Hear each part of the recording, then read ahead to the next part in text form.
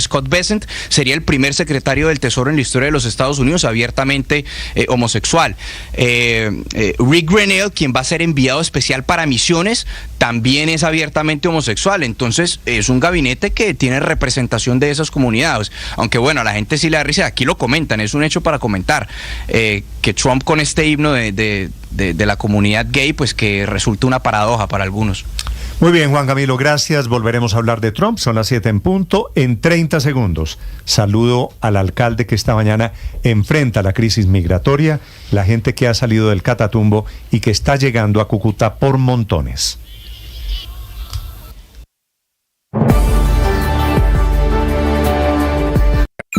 Escanea este código y suscríbete a nuestro canal de YouTube, @Blue Radio Co. Y disfruta y participa de la programación de Blue Radio. Blue Radio, le ponemos cara a la radio. Blue Radio, la alternativa. 1 millón. 1 millón. 1 millón de noticias, sueños, emociones. 1 millón de seguidores.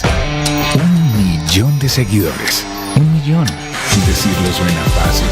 Son más de 8.000 desplazados que han llegado a Cúcuta en las últimas 48 horas. Alcalde Jorge Acevedo es el alcalde de Cúcuta. Bienvenido. Buenos días, alcalde. ¿Cómo está? Néstor, buenos días. Un saludo muy especial para usted y para toda la gran audiencia. ¿Qué cifra tiene usted? ¿Cuánta gente le ha llegado huyéndole a la guerra en el Catatumbo, alcalde? En total, anoche a las 12:40 de la noche, 8.390 personas víctimas del desplazamiento. Antenoche fueron 2.700, anoche completamos 5.600. De estas 8.390, 1.200 anoche se quedaron en hoteles, 1.200 anoche y 409 antenoche. Eso quiere decir que el resto tienen familiares donde se van a quedar, tienen personas conocidas y a 1.200 entonces en total. Les hemos dado habitación con todo, con alimentación, y los otros, el resto se van y se quedan donde los familiares, y para ellos es que son las colchonetas, y para ellos es que son los kits de aseo, y para ellos es que son los mercados. Sí, alcalde, que las imágenes son muy dolorosas porque están llegando o en sus moticos particulares o en estos camiones cuyas imágenes estamos viendo en este momento, quienes están conectados en el canal de YouTube. Es decir, alcalde, 8.300, pero la cifra va a seguir creciendo. Sí, claro, en este momento ya hay cola acá en la entrada, ya están sentadas las familias que han llegado. Hay pocas familias a esta hora, hay como unas 60, 70 personas. Ah, no, pero por el otro lado hay como unas 40.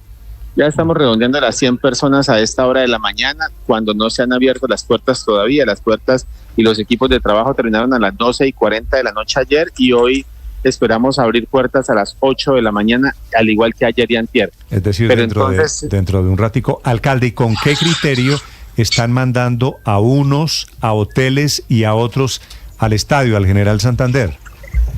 No, en el Estadio General Santander se están atendiendo todos. Aquí llega el 100% de la población.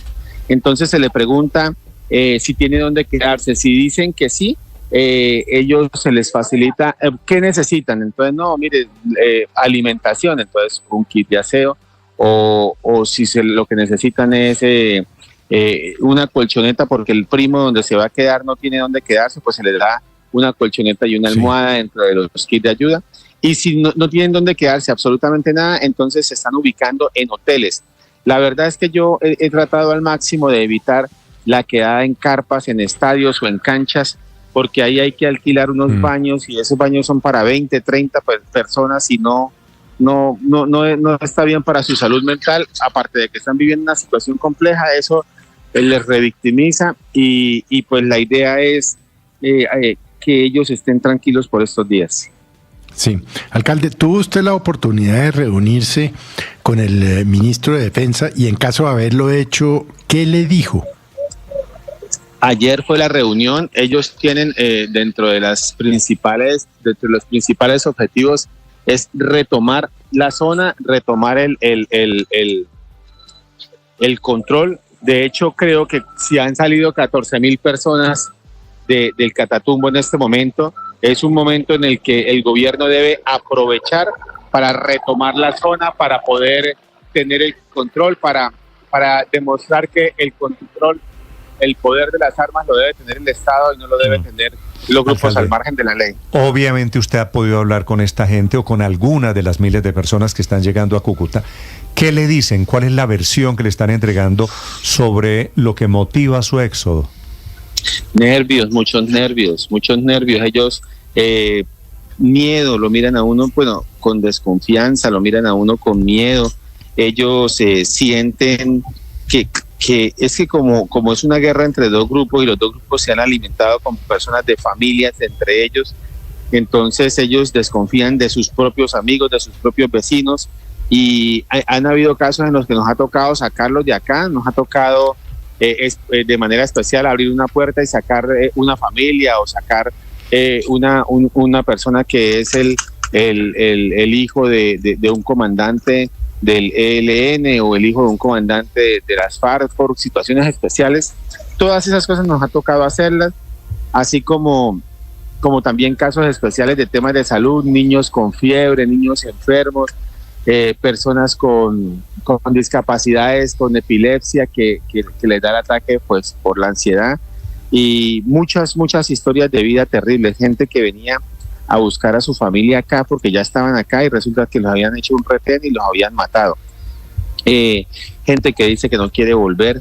Eso tiene una problemática social que es la que nos empieza a preocupar hoy en la ciudad de Cúcuta, y es la afectación que va a tener el sistema de salud, la afectación que va a tener el sistema de educación de la ciudad de Cúcuta, el empleo se va a ver afectado y por ende la inseguridad aumentará. Entonces son cosas que hay que tomar medidas, porque estas personas llegan directamente a los barrios de escasos recursos y eso genera un problema social muy fuerte. Alcalde, lo vimos en redes sociales a usted en las últimas horas pidiendo ayuda, diciendo no damos abasto. ¿Qué le han respondido desde el gobierno nacional y qué necesitan hoy en Cúcuta para atender esta crisis migratoria? Bueno, necesitamos alimentos, de pronto hacer un mercadito para 4 personas, 3 personas y traer la bolsita organizada con el mercado. Necesitamos kit de aseo, necesitamos desodorante, cepillo de dientes, champú, jabón, crema dental. Es importante los pañales para los niños, etapa 1, etapa 2, etapa 3, etapa 4, leche NAN, leche medicada, leche clean, leche Nestún para poderles hacer los teteros también si, en lo posible. Colchonetas, almohadas, todo eso a alimentos no perecederos. Alcalde, ¿y cómo podemos ayudar desde fuera de Cúcuta?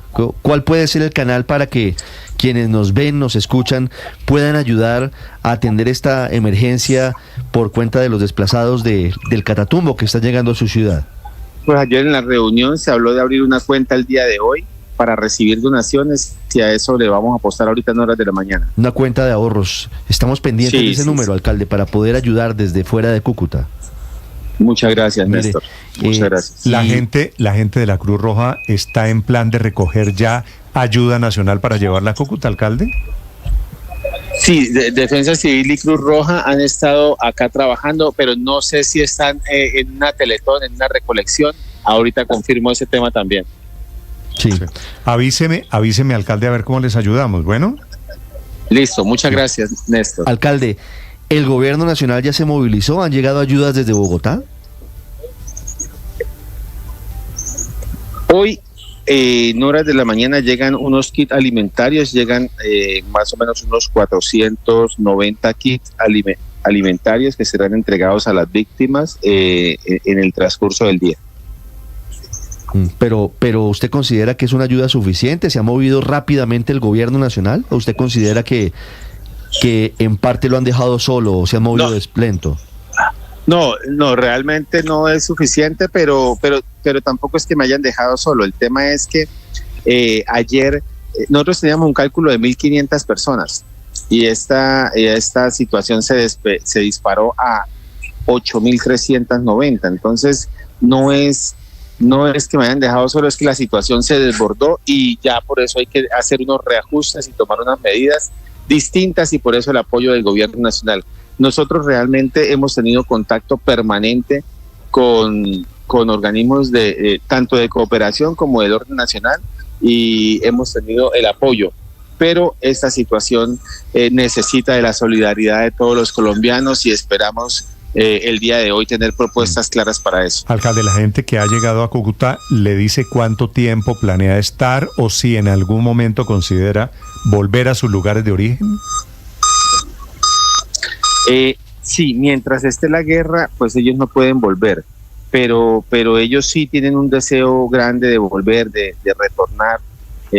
Yo creería que se podría estar quedando un 10%, ¿no?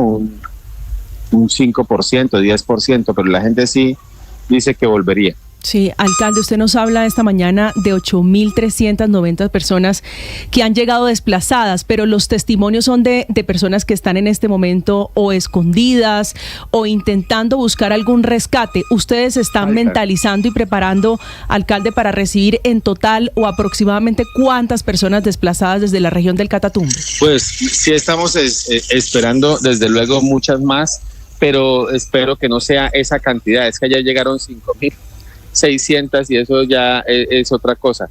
Aquí en este momento están llegando personas, están empezando a hacer las colas y nosotros debemos hacer unos filtros especiales para verificación y atenderlos. Yo creería que, no sé, esperamos que no pasen los 1.500, ¿no? Sí, alcalde, ¿usted tiene idea de la petición que le hicieron organizaciones sociales a la Defensora del Pueblo para una intermediación, un canal con estos grupos, particularmente el ELN, para permitir el rescate de los cuerpos que todavía están tirados allí en las carreteras? Sí, claro, ellos han hablado, los representantes, con el Ejército Nacional, con la Policía Nacional, con Defensoría del Pueblo, Procuraduría y las personerías. Y la idea es hacer a través de los helicópteros poder rescatar o traer estos cuerpos y esa es la petición permanente, ya que hay bastantes familias afectadas por esto. Incluso hay familias que en este momento están rodeadas, que están en este momento pidiendo que sean extraídos de algún punto, de alguna coordenada específica, y todo eso lo está manejando directamente el Ejército Nacional. Vale. Alcalde, quedo pendiente de la cuenta, de los detalles de cómo les ayudamos, ¿vale? Muchas gracias, atentos, gracias. Vale. Gracias, señor alcalde, muy amable. Es el alcalde de Cúcuta, Jorge Acevedo, atendiendo esta crisis de carácter humanitario, crisis que también va a tocar la industria del petróleo. Comunicado de Ecopetrol, Víctor.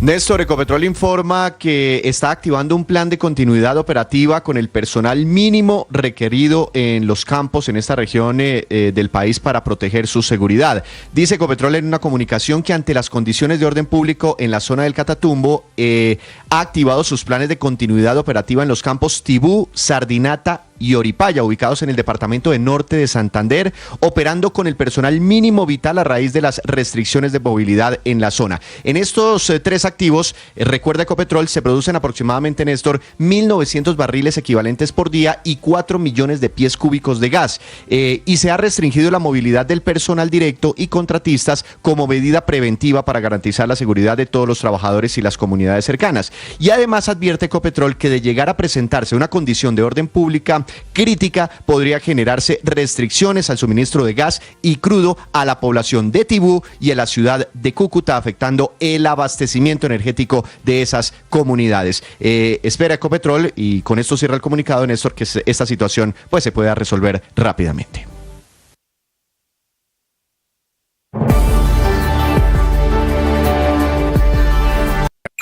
Escanea este código y suscríbete a nuestro canal de YouTube, @Blue Radio Co.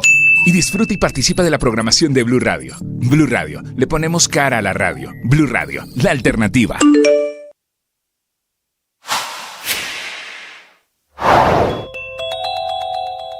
Tan grave es la situación humanitaria esta mañana por los enfrentamientos del ELN en el Catatumbo, que el gobierno del presidente Petro evalúa la posibilidad de la declaratoria del estado de conmoción interior.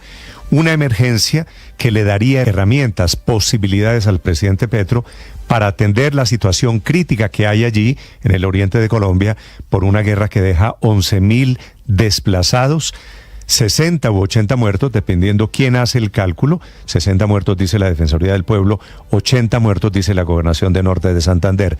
Si hay conmoción interior, que es lo que evalúan hoy, ojo, el presidente Petro podría inclusive tomar decisión de crear impuestos con fines de atender esta emergencia, impuestos por supuesto que serían transitorios.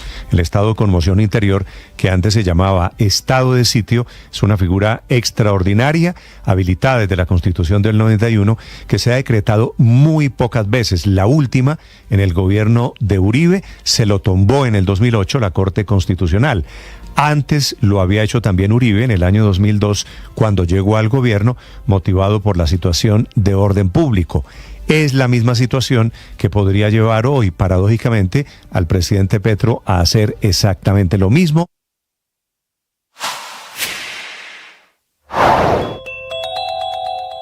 Temor y expectativa por los aranceles a los carros, autopartes, motopartes y bicicletas que se alista a poner el gobierno de Gustavo Petro. Aranceles que en Colombia tendrían un aumento de hasta el 10%, según el proyecto de decreto propuesto por los ministerios de Hacienda y de Comercio, que incrementa esos impuestos a los carros, autopartes, motopartes y bicicletas importadas dentro de la política nacional de reindustrialización del gobierno de Gustavo Petro. ¿Qué palabras más, palabra menos, pretende impulsar los productos nacionales vía un encarecimiento de los productos importados?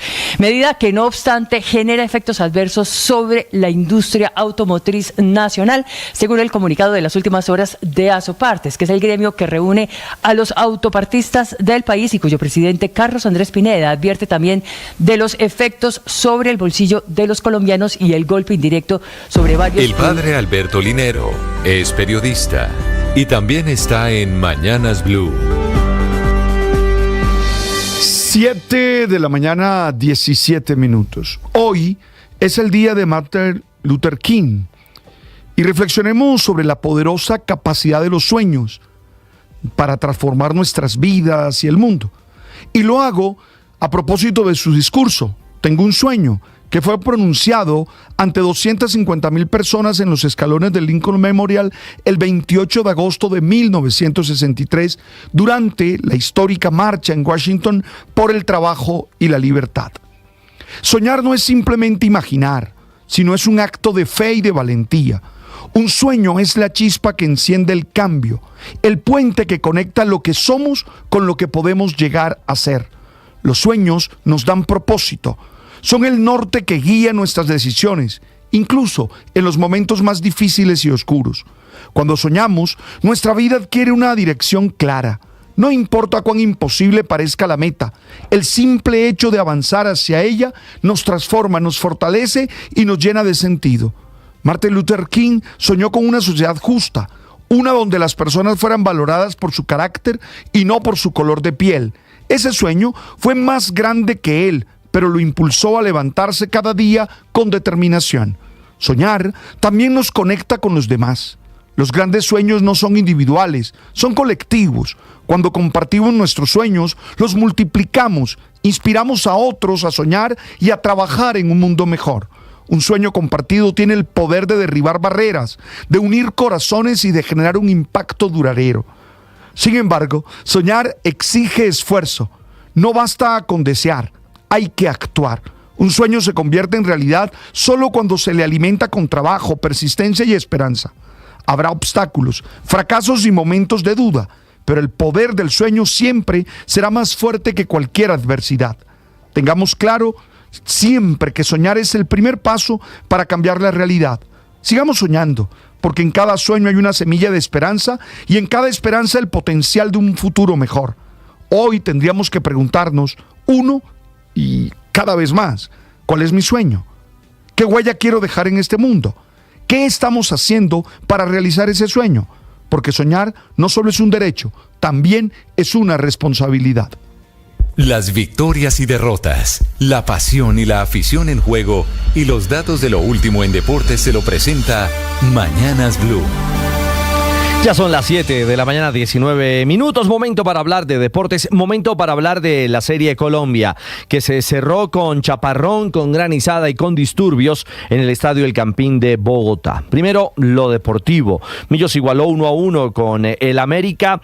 El equipo del Polilla da Silva, la Mechita, estuvo en la primera parte cerca de abrir la cuenta con Duván Vergara y Cristian Barrios como los grandes protagonistas. Eso sí, Álvaro Montero ratificó su rendimiento, su continuidad en el arco, su seguridad bajo los 3 palos del conjunto bogotano. Llegó al cierre de la primera parte una pena máxima, un contacto, la imprudencia de Mateo Castillo a Daniel Mantilla, y la ejecución de la pena máxima con contundencia y efectividad de parte de Santiago Jordana para los azules, venciendo el arco de Santiago Silva. Ganaba 1-0 Millonarios, se vino la granizada, el tremendo aguacero en el Campín, charcos, emposamientos en la cancha del Estadio Bogotano y en medio de esto los desmanes. Una verdadera lástima que estos delincuentes vestidos de barristas, de hinchas, se enfrenten de nuevo en un estadio en Colombia. Tanto rojos como azules, hinchas del conjunto americano y de Millonarios. La policía debió actuar, el ESMAD también, para controlar los desmanes.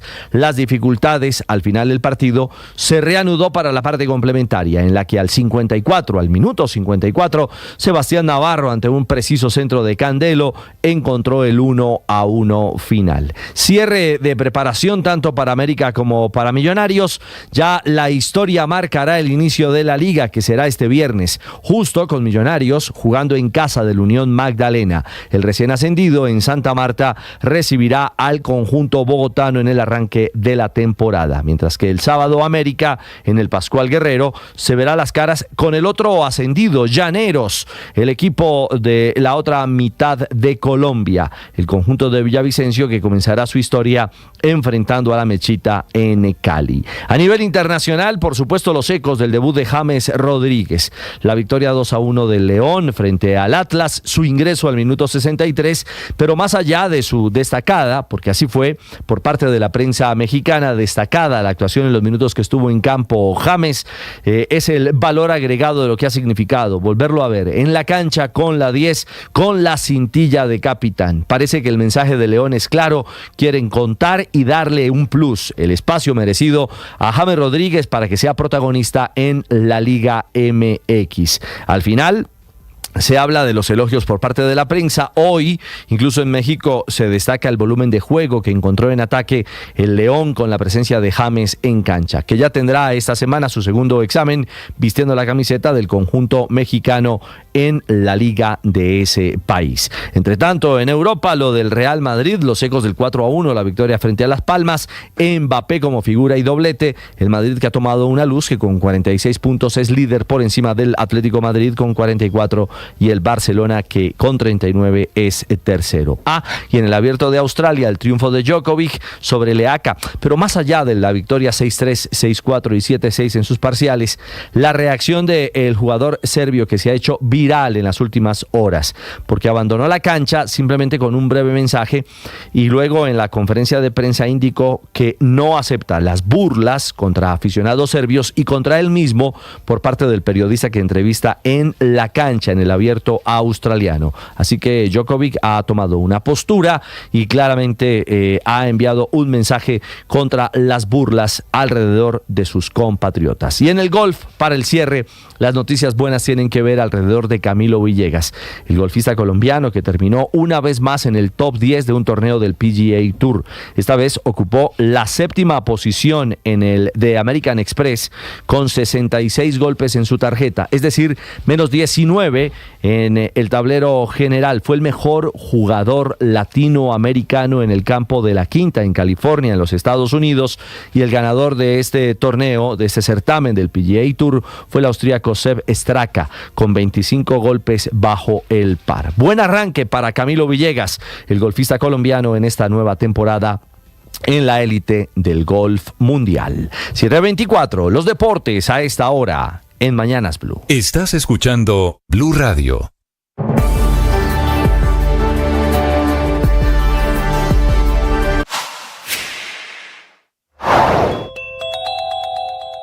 La guerra desatada por el ELN es fundamentalmente contra excombatientes firmantes del acuerdo de paz que eran desmovilizados o que son desmovilizados de las FARC, dice el ELN, que siguen estando en la guerra porque están en unos grupos disidentes de las FARC que se enfrentan a ellos, al ELN, por el control territorial en el oriente de Colombia. Como son ejércitos vivos, hay declaraciones de cada uno de sus comandantes.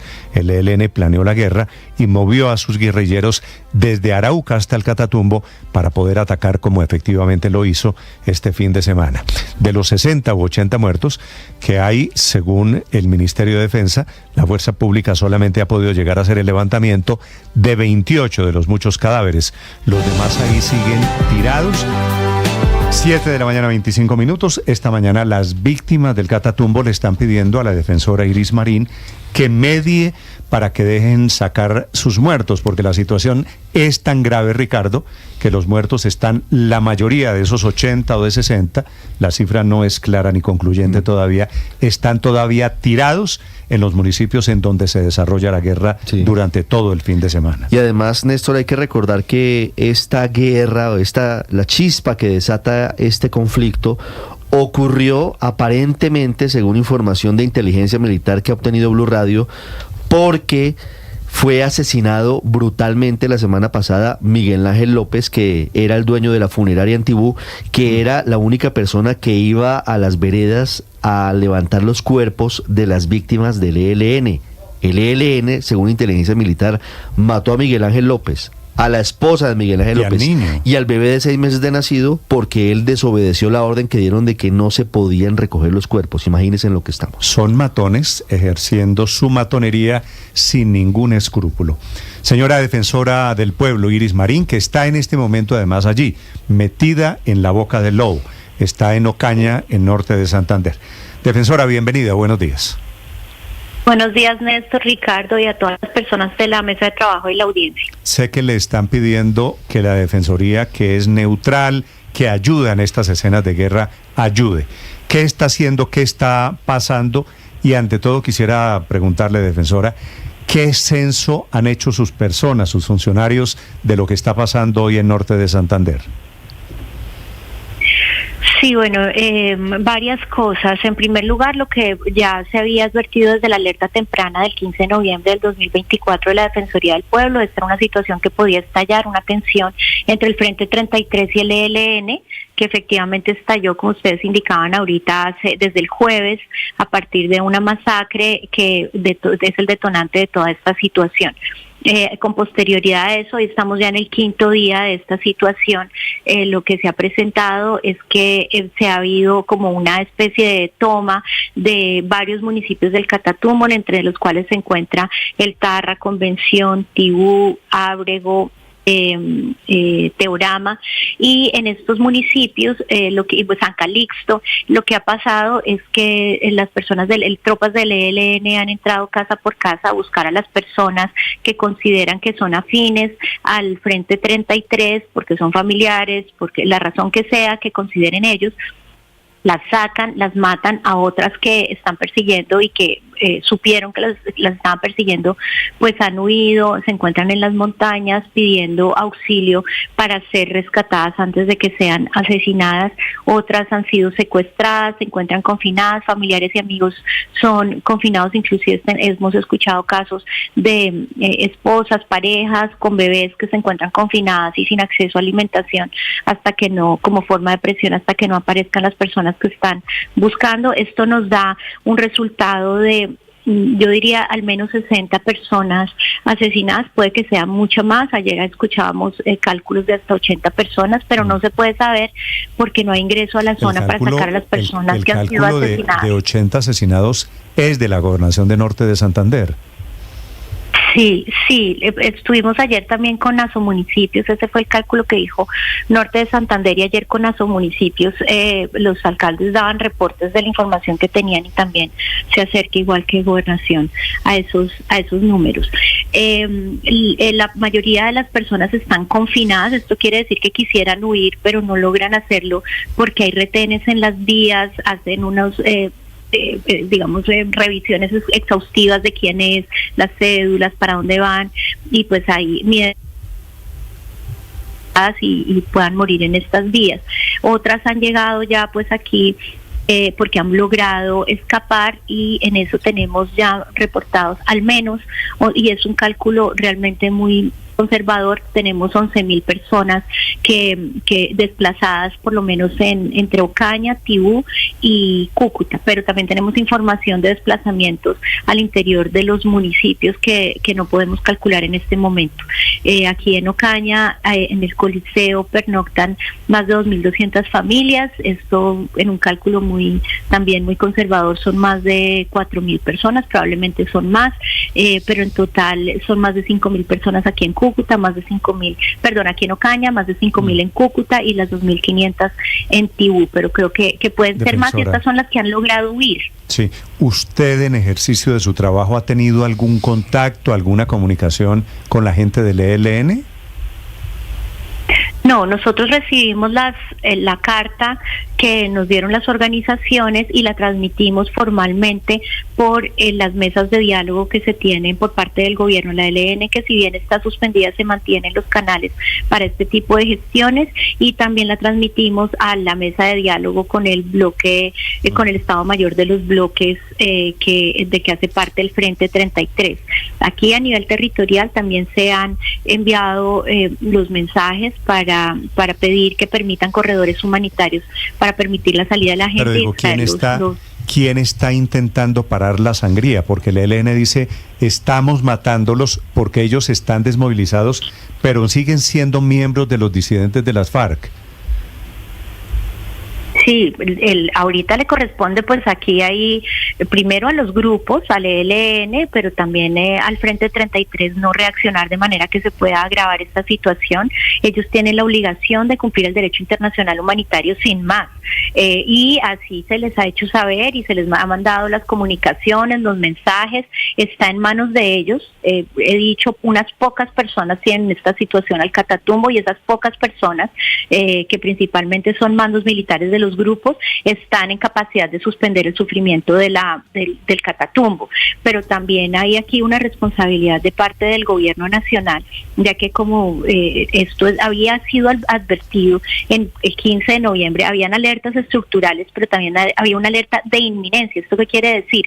Que la Defensoría del Pueblo tenía elementos para considerar que esta situación se iba a presentar de manera inminente, y esa alerta se expidió el 15 de noviembre del 2024, y el gobierno, tanto nacional como los gobiernos territoriales, debieron haber tomado medidas, tanto las estructurales que se habían advertido antes. Le pregunto, ¿quién para la sangría?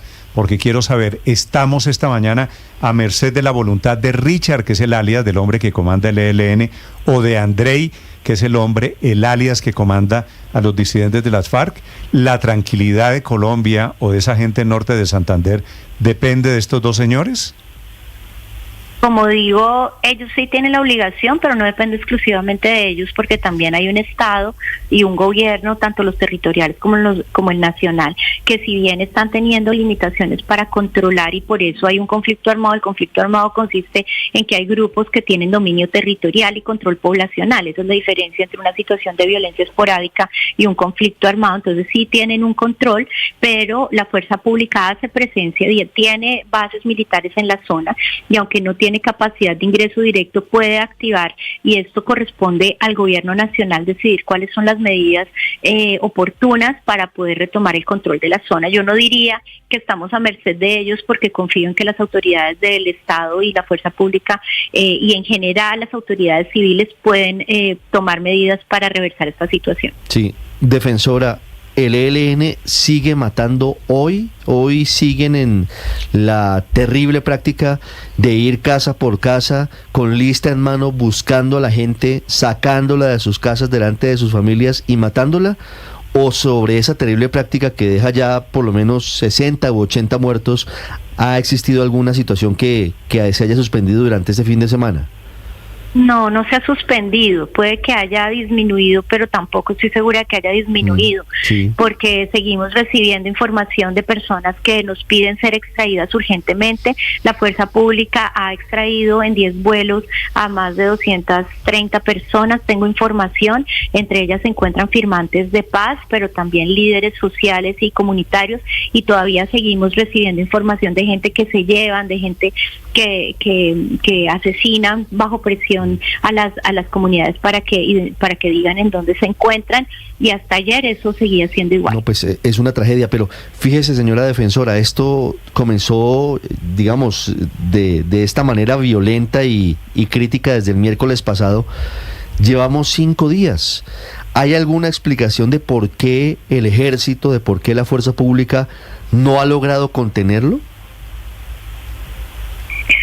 Sí, ayer hubo un Consejo de Seguridad, en Cúcuta. Yo hoy voy para Cúcuta y pues todo esto se le transmitió al ministro de Defensa. Estoy segura que el Ministerio de Defensa tiene esta situación muy presente, pero sí pues, necesitamos esa respuesta. ¿Cuál es la estrategia y cuál es la razón por la cual la fuerza pública no ha podido ingresar? Y como digo, no solo hoy, o desde el miércoles y jueves que se está presentando esta situación, sino desde antes, que ya se venía advirtiendo. Sí, señora defensora, por esta alerta del 15 de noviembre del 2024, ¿qué debió haber hecho el gobierno nacional para prevenir o para contener un poco la violencia que está ocurriendo y que estamos viendo en el Catatumbo? Usted hacía la referencia en esa alerta a su defensoría sobre el departamento del Cesar, pero los municipios de Ocaña, El Carmen, Convención, Teorama, Ábrego y La Playa de Belén, en norte de Santander, que es justamente la región del Catatumbo donde estamos viendo esta confrontación entre el ELN y la disidencia de las FARC. ¿Qué debió haber hecho el gobierno con esa alerta de la Defensoría? Sí, como usted indica, varios de los municipios que menciona son los de la alerta de inminencia de noviembre, pero había otros municipios que también estaban en otras alertas, por ejemplo la del 2020 y las del 2020 sobre Tibú. Habían recomendaciones primero dirigidas a la fuerza pública, al ejército y a la policía para que con las entidades territoriales tomaran medidas de prevención y protección para mitigar la presencia de los grupos armados dentro de la zona. También al Ministerio de Defensa se había recomendado fortalecer la segunda división del ejército y también el Departamento de Policía del Norte de Santander y del Cesar. Se había también recomendado a la Unidad Nacional de Protección coordinar con el sector defensa y con entes municipales para agilizar medidas de protección. Se había pedido una protección especial y apoyo a la población firmante del Acuerdo de Paz, que es una de las poblaciones más directamente perseguidas en todo este operativo, y a través de una atención también integral a esta población. Se había pedido también el fortalecimiento de la respuesta para proteger a niños, niñas y jóvenes, todo el tema de escolarización, porque eso permite el reclutamiento, los hacemos vulnerables frente a diferentes formas de violencia. Sí. También se había pedido atender a población migrante, porque hay también un asunto de explotación sexual en la zona, controlar el uso de artefactos explosivos. Bueno, había una serie de recomendaciones. El gobierno hizo el comité que se debe hacer 10 días después de la emisión de la alerta, pero lo que advertimos fue que la respuesta fue formal y no se tomaron en general medidas extraordinarias como las requeridas para evitar esta situación. Vale. Defensora, una pregunta final. ¿Usted ha sido consultada por el gobierno sobre la posibilidad de que hoy se declare el estado de conmoción interior? No he sido consultada. ¿Y a usted cómo le parece la idea? Eso es algo que la Defensoría del Pueblo tendrá que valorar muy seriamente si se llega a tomar esa decisión. A mí solo me queda una inquietud, y es de qué manera un estado de excepción en este momento va a alivianar esta situación. Puede que ayude, no lo sé, pero lo que sí sé es que según las alertas tempranas había medidas que el gobierno debió haber tomado en cumplimiento de esas alertas. Esas alertas son en serio. Pues a nosotros lo que nos preocupa es que las alertas tenemos la razón, quisiéramos no tenerlas. Mejor sería el debate que dijera, no, esa alerta de la Defensoría del Pueblo no tenían ni idea de lo que estaba pasando en el Catatumbo. Pero ¿por qué no se están tomando en serio y a fondo las alertas tempranas? Esto es algo que hemos trabajado con el ministro del Interior, pero esta es la prueba de que la respuesta sigue siendo formal.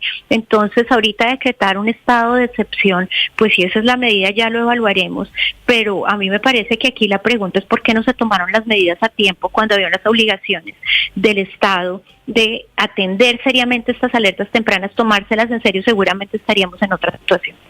Bueno, en eso estoy de acuerdo con ustedes, que aquí todo el mundo ignora las alertas, eso se volvió paisaje, y después cuando estamos en el incendio, a todo el mundo se le ha olvidado que dijeron, ojo que vienen llamas, ojo que hay combustible, que fue lo que pasó aquí. Hace 2 meses se había radicado este documento, Néstor, un documento de 28 páginas, con mapa incluido, con veredas en las que podría presentarse lo que se está presentando. Sí. Y no pasó nada. Y estoy de acuerdo con la defensora Felipe, que no sabemos qué arregla el estado de conmoción interior, que es lo que está pensando hoy el gobierno. La despido, doctora Iris Marín, muchas gracias por acompañarnos esta mañana. Bueno, muchas gracias a ustedes por la invitación. Gracias, muy amable. 7:40 minutos, Felipe, y esperar, porque es el equipo, el gabinete todo, del presidente Petro, el que tendría que firmar la declaratoria del estado de conmoción interior hoy en Colombia. Sí, hay que esperar, y vuelvo y le digo, yo sigo extrañado por el silencio casi cómplice del señor presidente de la República, pero ese no es el tema. La pregunta quítele, Felipe, ¿para qué? Quítele, si me permite decirle, quítele el silencio casi cómplice. A mí no me gusta, estoy de acuerdo con usted, el silencio del presidente de la República. Me parece que él siendo tan activo, retracto. Pero le voy a quitar el casi cómplice. Felipe, por una razón, porque no sabemos qué está haciendo el gobierno, si es por prudencia. Néstor, pero algo puede estar pasando, Felipe. Néstor, tienen que ver Venezuela. Sí, tiene toda la razón. Tiene que ver ELN. Sí, es decir, pero la verdad es que, mire, lo que acaba de decir la defensora del pueblo es decir, lo que estaba contando ahorita Ricardo Ospina es alarmante, es desde el 15 de noviembre. ¿Y qué hizo el gobierno? Absolutamente nada. Ahora va a salir, puede ser, Felipe, con una conmoción interior. Yo, Néstor, creo que lo que hay detrás de todo esto, oiga lo que yo le digo, que puede ser una teoría bastante avesada, pero no por eso menos cierta. Detrás de esto está Venezuela. ¿Por qué, Felipe? Pues porque Venezuela es el que ha protegido a estos delincuentes, Maduro es el que ha protegido a todos estos delincuentes, y le están mandando un mensajito chantajista al presidente Petro, con quien en los últimos días se han mostrado bastante molestos. No me parece tan loca la idea, Felipe. Sí, claro que porque aquí, este tema del conflicto con el ELN más en esta zona, hay unas manos detrás moviendo los hilos. Y los cabecillas del ELN si Colombia le pidió al gobierno de los Estados Unidos hoy saliente y al presidente Biden que sacara de la lista a Cuba, porque lo voy a decir yo a mis palabras, ya las FARC y el ELN no están cometiendo, ni Cuba está ayudando, ni no sé qué, bueno, todo eso que ya conocemos y que hablamos ampliamente. Yo veo manos extranjeras acá. Bueno, Felipe, vale. Pues no sé si en este caso en particular, pero pues en el conflicto no hay duda, y en particular con el ELN no hay duda, pues que el gobierno de Maduro tiene mucho que ver. Aquí lo decía la semana pasada tal vez María Consuelo, que buena parte de las explicaciones de la actuación del ELN pues hay que buscarlas en la dictadura de Maduro. En eso estoy de acuerdo. Y también estoy de acuerdo un poco con Felipe y con la defensora, que evidentemente el gobierno pues no atendió unos llamados que ha debido atender, pero estamos frente a una situación que hay que atender ahora y no quedarnos por lo menos por ahora en la búsqueda de responsabilidades. Esas las podemos buscar más adelante, pero ahorita hay miles de personas que están en una situación humanitaria crítica y la pregunta es ¿cómo lo enfrentamos? Y la pregunta es, Héctor, y deberíamos ¿la conmoción interior sirve para eso le iba a preguntar yo, mejores herramientas para enfrentarlo? Allí? Es que en la región no podría ser distinto el gobierno. Digamos, esta noche, sin duda, esta noche se anuncia la conmoción interior, digamos, es una hipótesis. ¿Qué cambiaría, Héctor, con la declaratoria de conmoción interior? ¿Cómo facilitaría la atención de las víctimas, de los desplazados? Yo creo que yo creo que una presencia muy fuerte de fuerza pública, sin duda, pero pues, es necesaria. Ya se está reforzando, etcétera. Héctor, pero dice que no pueden entrar. Para responder a la pregunta, la defensora dijo que no pueden entrar. Es que yo creo que para que haya conmoción interior se requiere que haya Estado, y en esa zona parece no haber Estado. Héctor. Sí, no, en relación con la conmoción interior en particular, pues yo francamente creo que no sirve en este momento, no es útil. La conmoción interior es una figura que permite dos cosas, para tratar de decirlo de la manera más simple. Una, que el gobierno expida leyes transitoriamente, leyes que son además temporales, para... pues, por ejemplo, cambiar, se ha usado en muchas ocasiones, por ejemplo, para aumentar penas, para ordenar que a los civiles los juzguen jueces militares, en fin. Pero sobre todo se ha usado, y es para lo que suele ser útil a mi modo de ver, es para decretar impuestos, como el impuesto de guerra que decretó el presidente Uribe en una conmoción interior en el año 2002, que fue evidentemente muy útil para aumentar el presupuesto de la fuerza pública. En este caso, eso no parece que nadie esté pensando en que se pueda decretar como una especie de nuevo impuesto. Y para lo otro que sirve es para restringir derechos. Por ejemplo, el gobierno puede decir, bueno, en esta zona no entra nadie derecho de circulación, derecho de residencia, para ocupar bienes temporalmente, por ejemplo, para que la fuerza pública se asiente en una finca mientras está la confrontación, sin tener que pedirle permiso o sin el permiso del propietario. En fin, hay muchos derechos que se podrían restringir de manera excepcional, pero yo francamente, como la defensora, que me parece que lo insinuó, aunque fue más prudente que lo que yo estoy siendo, no parece necesario ni útil. Lo que se necesita es enfrentar la situación militarmente y, por supuesto, la atención humanitaria. Está evaluando el gobierno dos teorías, etcétera. Dos opciones. Uno, la conmoción interior, y la otra es la posibilidad de una emergencia económica para el Catatumbo. Claro, y yo en eso estoy completamente de acuerdo con la defensora y con Héctor Riveros. Lo primero es que no es útil, porque no hay una medida visible que vaya a solucionar lo que no solucionaron haciendo presencia cuando la defensora dio unas alertas tempranas desde hace varios meses. Pero lo que yo sí le digo, y esto sí es mi opinión, es que no solamente no es útil, sino que es peligrosísimo. O sea, yo no le daría unas facultades al presidente, que es lo que en realidad le da la conmoción interior, para emitir decretos con fuerza de ley sí son transitorios, pero eso es lo que él ha pedido desde que llegó. Él ha querido la emergencia para La Guajira y la Corte le dice que no, se las ha tumbado. Yo no estaría tranquila con una declaratoria de conmoción interior en manos de Gustavo Petro para que 7:47 minutos.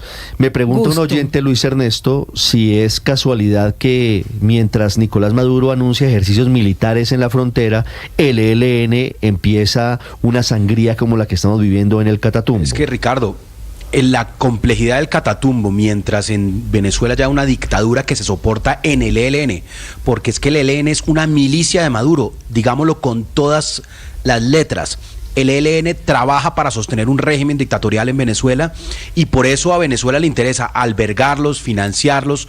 Esta es una guerrilla binacional desde hace muchos años, y mientras en Venezuela haya una dictadura va a ser muy difícil lograr ese control territorial, no solo para este gobierno, sino para todos los gobiernos en el Catatumbo y en la zona de frontera. Pero sobre la conmoción interior, yo coincido aquí con María Consuelo y con Héctor. No veo cómo expedir alguna ley vía decreto o restringir libertades, limitar, por ejemplo, el control de la prensa, el control de movilidad, toques de queda. Todo eso lo podría hacer hoy, incluso el mismo alcalde podría dictar un toque de queda, pero aquí lo que hace falta es una presencia del Estado. Lo que pasa es que el Estado no puede llegar simplemente con un par de fusiles, amedrentar a la población y volverse a ir. El Estado ha estado ausente de esa zona, especialmente en este periodo de paz total, pero durante muchos años, y esta anarquía del Catatumbo lo que demuestra es que el proyecto de paz total, que aunque tenía un diagnóstico correcto en el sentido en que no podía ser una negociación simplemente con el ELN, porque el ELN no iba a avanzar si el Frente 33 no avanzaba y si el Clan del Golfo no avanzaba, era que era una negociación a varias bandas. Lo que demuestra es que, a pesar de que el diagnóstico podía estar bien, el resultado ha sido terrible, y este esta anarquía del Catatumbo es el símbolo del fracaso de la estrategia de la paz total como un mecanismo para proteger la vida de la población. Lo que hicieron finalmente fue abandonarla. Para mí, esto debe ser un punto de inflexión donde la negociación como mecanismo de protección a la población en estos momentos es absolutamente inviable. La única forma de defender a la población es con el uso legítimo de las armas del Estado, con el uso legítimo del Estado allí haciendo presencia, y que no sea cualquiera el que ejerce fuerza y violencia.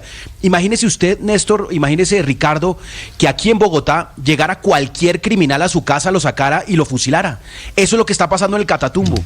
Tenemos que dimensionar lo que quiere decir el abandono del Estado para esa vulnerabilidad de la población. Eso es absolutamente inaceptable. Felipe, por eso, vinculando a los oyentes, voy a preguntarles quién está de acuerdo con la declaratoria de conmoción interior, para que hagan un diagnóstico y me cuenten su opinión de lo que está pasando, de semejante desorden público que hay en el Catatumbo norte santandereano, en donde la situación efectivamente se salió de control. La cuenta es Blue Radio Com y cuenta Néstor Morales C, para quien quiera opinar, y hacemos un sondeo, Felipe, sobre la posibilidad de un estado de conmoción interior.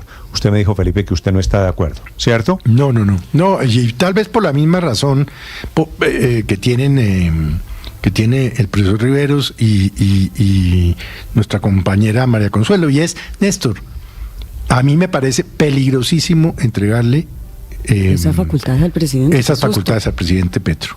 Pero la verdadera razón es que no sirve de nada. ¿Cómo solucionaría la conmoción interior? Esa es la pregunta, además. ¿Cómo para desplazar más tropas no necesitan una conmoción interior? Pero poniendo más impuestos, ¿para qué? ¿Para qué? Pues Felipe, más impuestos. Ahora, déjenme decirle por otro lado, desde campaña el presidente Petro viene anunciando las ganas que tiene de alguna figura extraordinaria constitucional. ¿Se acuerda que había hablado de una conmoción por razones económicas? Emergencia social, emergencia económica, conmoción interior, lo que sea. Pero es gobernar. ¿Qué permite la conmoción interior, Felipe?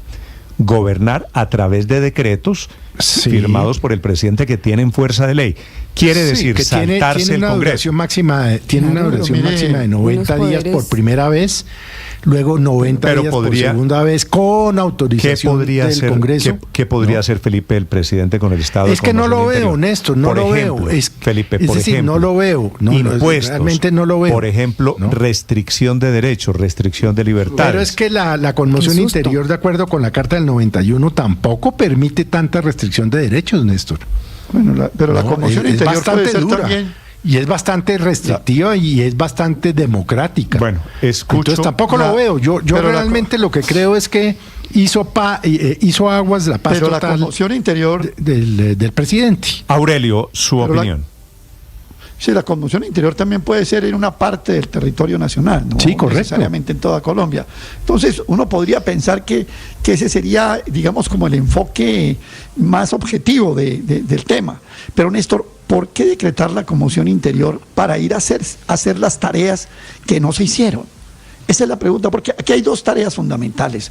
Uno, retomar el control del territorio. Esto no puede seguir siendo como el lejano oeste, donde se cruzan balas y todo, y no hay un orden de control sobre el territorio y sobre las garantías de las libertades básicas de la población. ¿Usted está de acuerdo o estaría de acuerdo con el estado excepcional de conmoción interior? Es que yo no le veo utilidad. Y lo otro es la atención a las víctimas. Para las dos tareas que hoy hay que hacer, que ya las señaló también la defensora Iris Marín, yo creo que no es necesaria la conmoción interior. Lo que es necesario es mover recursos y mover la tropa para retomar el control. Ahora, Néstor, hay algo que es importante tener en cuenta. Fíjese usted que hay noticias de que el ELN movió gente desde Arauca para hacer esta operación. Lo denunció el senador Iván Cepeda. De exterminio, correcto. El mismo Iván Cepeda lo dijo. Yo hago una pregunta. Es que movieron. Y movió gente desde Venezuela. Es que no se le olvide que el ELN tiene 1.000 efectivos en Venezuela, 1.000 integrantes. Movió también gente desde Venezuela, porque, es decir, ya esto sí tendría pues unas connotaciones mucho mayores. Eso exigiría notas diplomáticas frente al gobierno de Venezuela, que está haciendo para contener ese tipo de actividades que generan tanto malestar y tanto daño en Colombia. Luego, el tema que es mucho más complejo que ir a decretar una conmoción interior que aparece para la galería como una demostración de gran preocupación por tareas que no se han hecho por A, B o C razón. Muy bien, son las 7 de la mañana, 53 minutos. Usted, Álvaro, ¿sí o no a la posibilidad de conmoción interior? No, yo no creo que sea adecuado, que sirva. Yo no creo mucho en esas estrategias de decreto, a pesar de que en el mundo se están poniendo de moda. Hoy el mundo va a celebrar que Trump va a sacar 100 decretos de poder presidencial, porque el mundo cada vez cree más en los atajos de la acción efectiva de los presidentes, que eso termina siendo carreta. Las democracias son lentas, pero cuando no se mueven todas no funcionan. Lo del Catatumbo no se resuelve con soluciones fáciles estilo Bukele, ni se resuelve con soluciones mucho más complejas que son demoradas. Eso que está pasando ahí pues no es nuevo en Colombia. Tenemos que aceptar que el diagnóstico es mucho más complejo de lo que parece. Acaban de cerrar el aeropuerto de Popayán, están suspendidas las clases en Popayán por cuenta de la ceniza que está cayendo desde esta madrugada del volcán Puracé en el occidente de Colombia. Ya les vamos a ampliar. Héctor, señor.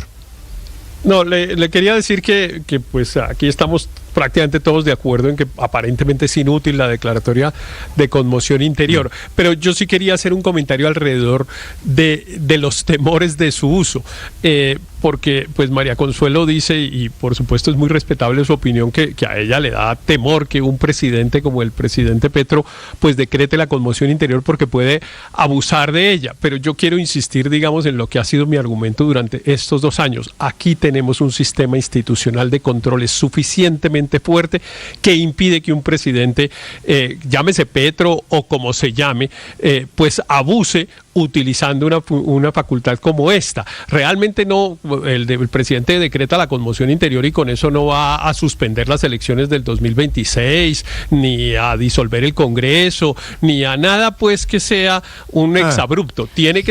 Tendría que tomar unas medidas que son las estrictamente necesarias y relacionadas con las causas de la perturbación. Claro. No podría hablar de otra cosa. Hay una Corte Constitucional en Colombia, ¿no? Hay una Corte Constitucional que funciona como un relojito. Sí. Exacto, y por eso no tenemos que tener miedo. Otros estados de excepción. Pero por eso no tenemos que tener miedo. Porque María no es tan bien sustentado. No, es que yo entre otras cosas, creo que un presidente cuya política exterior se ha caracterizado por no rechazar a un dictador como Maduro, que lo tiene al lado, que sabemos que Maduro está metido en esto, está metido en la crisis humanitaria que hay en el Catatumbo, pues le vamos a dar más herramientas al presidente como para que la cosa se nos ponga y se nos deteriore. Pero el presidente es el presidente y es el comandante de las Fuerzas Armadas y necesitamos que tenga las herramientas que sean necesarias para enfrentar esta situación. Las tiene hoy en día. ¿O ha hecho algo por acabar las 52,000 hectáreas de coca? Yo creo y en eso estamos de acuerdo, pero nada.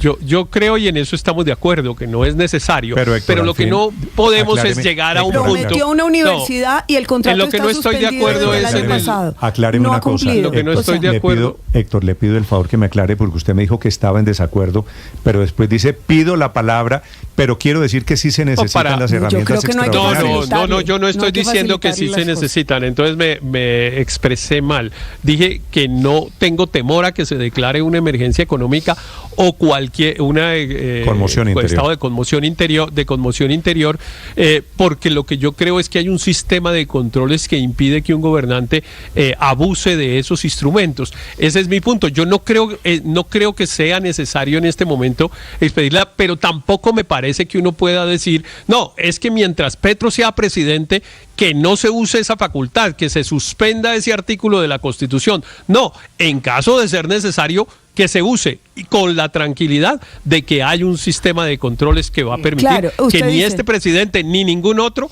abuse. Usted dice, si tenemos un buen portero, que sería la analogía con el fútbol, no hay problema de que nos tiren al arco. Preferimos que no nos tiren al arco para que no haya goles en contra. Sí, además... Pero para eso entonces toca que el presidente no sea Petro, porque si le tienen miedo, es que el problema es la desconfianza con el... pero es muy grave. Pero es que le conocemos porque en este momento, entre otras cosas, nos toca pero María Consuelo, en este momento, pero es que en este momento, entre otras cosas, nos toca confiar en el presidente. El único que tiene las herramientas suficientes y necesarias para enfrentar la situación del Catatumbo y tratar de resolverla o al menos de amainarla, se llama Gustavo Petro. Entonces los ciudadanos colombianos tenemos la obligación de confiar en él de tratar de apoyar las decisiones que se tomen. Si la defensora del pueblo, claro. si la defensora del pueblo lo anunció y puso una alerta desde el mes de noviembre y no las usó, ¿por qué vamos a confiar ahora? Pero ¿qué hacemos? Nos quedamos. ¿Pero qué hacemos? Nos quedamos reclamándole al gobierno porque no hizo lo que tenía que hacer. Pues usted y cuando lo que necesitamos es que ahora haga lo que tiene que hacer.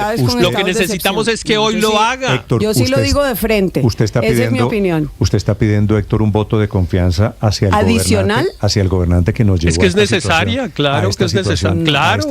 ¿Y qué quiere que hagamos? Entonces que cambiemos de presidente por ahora para tratar de enfrentar esta situación. No, ese es el presidente del 2026 y debilitarlo más de lo que ya está débil es una situación que nos molesta, que nos hace daño a todos. Debilitar al gobierno nos hace daño a todos, salvo a los que están en la oposición política y quieren ganar las elecciones en el 2026. Héctor, no usa las herramientas por falta de gestión, por falta de gerencia, por falta de trabajo. Entonces, anuncia una universidad para el Catatumbo y el contrato está suspendido desde el mes de octubre. Y la gente en el Catatumbo no tiene ninguna respuesta de todas las promesas que hizo hace varios meses para el Catatumbo. Y ahora quiere estado de excepción, conmoción interior, para poder legislar sin control. Otra posibilidad, según esta teoría, María Consuelo, Felipe, es pero sentarnos a aplaudir lo que está saliendo mal, Héctor.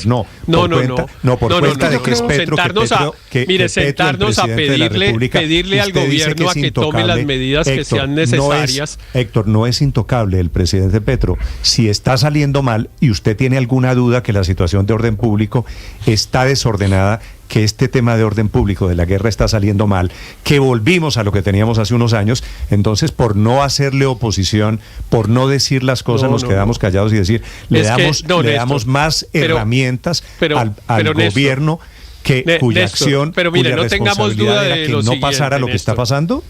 Pero Néstor, no tengamos duda de lo siguiente, la situación del Catatumbo y de la del Guaviare, etcétera, solo la puede en este momento atender el gobierno nacional, es el que es el comandante de las Fuerzas Armadas, es el que tiene instrumentos presupuestales para atender la